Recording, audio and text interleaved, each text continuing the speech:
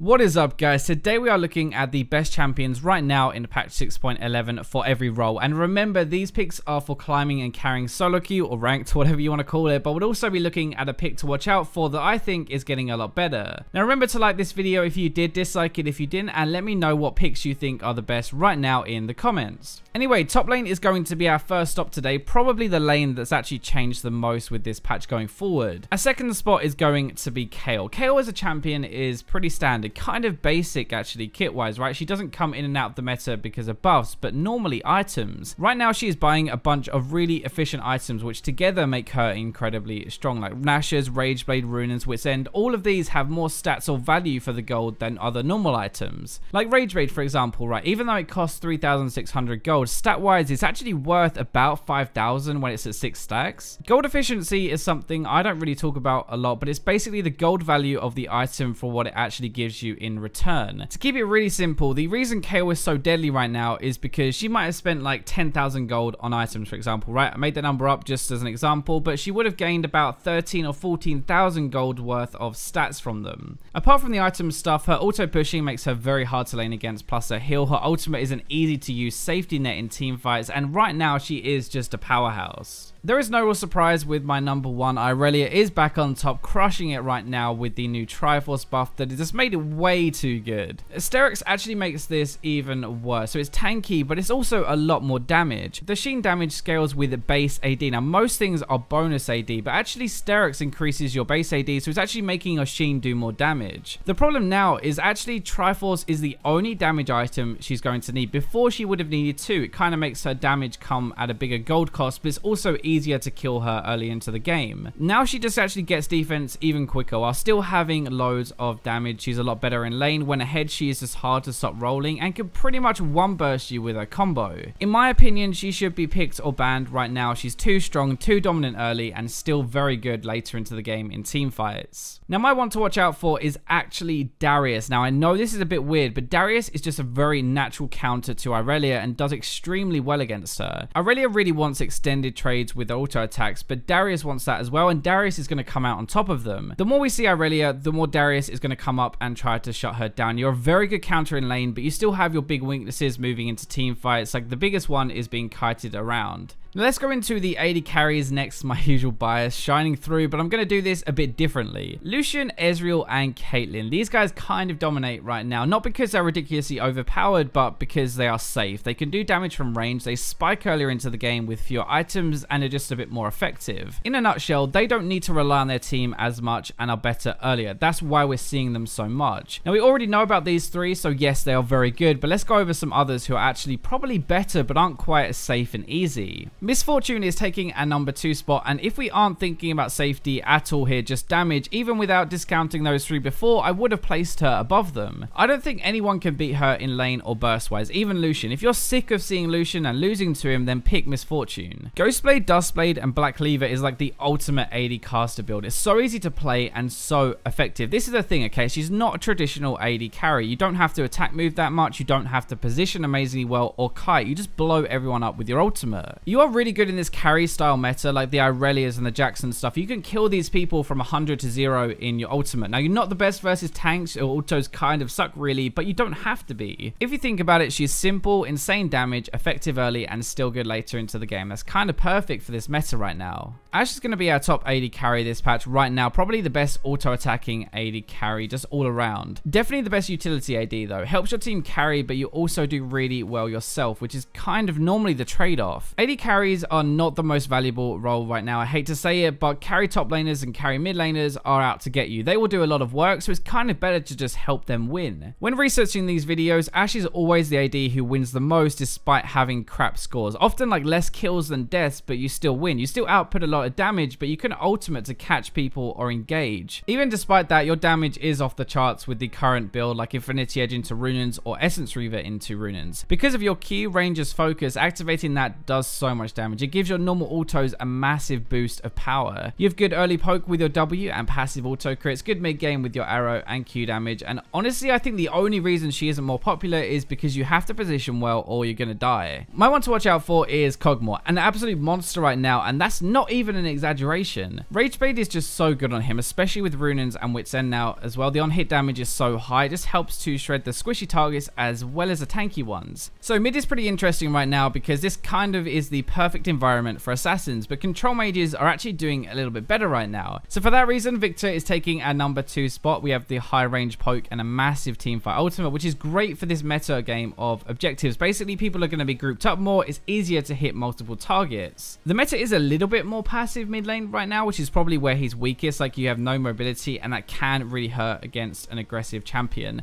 This is kind of where your wave clear comes in, though. This is kind of where your wave clear covers that up a little bit more, though. Why he can survive against like a LeBlanc or a Fizz is because he can sit back, laser the wave, and it's kind of your job done, really. He's also really good at stalling out the game and holding onto towers. It's very hard to push a tower against VIKTOR, even with the numbers advantage. And funnily enough, it's kind of the same reason why Lucian, Ezreal, Kate are so good. It's really hard to get onto him at the back of the fight, but he has consistent high range damage and he's very hard to deal with, so he kind of stays safe while outputting a lot of damage. So Anivia is still going to be keeping our top spot for now. Faker actually used Anivia in the LCK the other day and was diving a Vlad under his mid lane tower. It was actually really sad and ridiculous to see. Win rate wise, still very solid across all regions. I think is kind of over buffed last patch, honestly. The damage is way too high at the moment, even earlier into the game. It's also very easy damage, right? Points and click. Yes, your Q is hard to hit, okay? But ultimate and E combo is actually where the problem is right now. Your lane phase is too strong, which then transitions into an amazing mid game. And it used to be kind of like weak early, right, but then you ramped up. Now that just kind of skips the ramping period. I honestly just think it's very hard to play against. If you get near an Anivia, you'll likely get burst and die. So what do you really do? Like, you can lock her down with crowd control, is probably the easiest thing, right, or burst her, but those things aren't always possible. This is not the most popular pick ever, but that's probably because the Q is harder to hit the most skill shots. You're immobile and you have to be a bit more passive in fights. Like, use your combo, then wait, then go back in again and repeat. My one to watch out for is going to be Vel'Koz. Got to buff this patch and is in a really good spot right now. A lot of damage, a lot of poke, and can do too much by just pressing R. By using his ultimate, he does so much damage. I think as more people learn him, we'll see a lot more of him. Now let's move on to the jungle. Again, just like AD carry, I'm not going to talk about Volibear and Skarner again. These two, in my opinion, are just perfect for the meta right now, tanky with damage, and are the best, but I keep mentioning them, so for more info, builds and stuff like that, you can check out my last video, which will be linked down below.